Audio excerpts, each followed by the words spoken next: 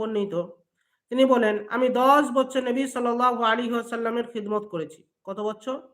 10 বছর নবী সাল্লাল্লাহু আলাইহি ওয়াসাল্লামের খিদমত করছি। কে বলছেন? হযরত আনাস রাদিয়াল্লাহু তাআলা আনহু বলছেন, আমি 10 বছর নবী সাল্লাল্লাহু আলাইহি ওয়াসাল্লাম অর্থাৎ মুহাম্মদ সাল্লাল্লাহু আলাইহি সাল্লামের খিদমতে ছিলাম।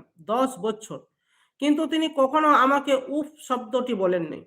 কখনো অর্থাৎ এমন কোনো আচরণ তিনি করেন নাই যে যেই কারণে নবী সাল্লাল্লাহু আলাইহি ওয়াসাল্লাম উফ বলবেন, এটা কখনো বলেন নাই।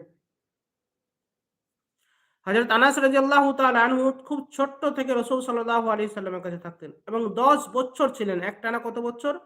10 বছর ছিলেন। কিন্তু তিনি কখনো উফ শব্দটি বলেননি এবং বলেননি যে তুমি কোনো এটি করেছো অথবা কোনো এটি করোনি।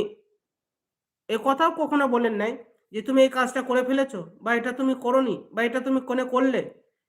এটা কেন এভাবে করলে? একথা আল্লাহর নবী সাল্লাল্লাহু আলাইহি ওয়াসাল্লাম অর্থাৎ বোঝা যায়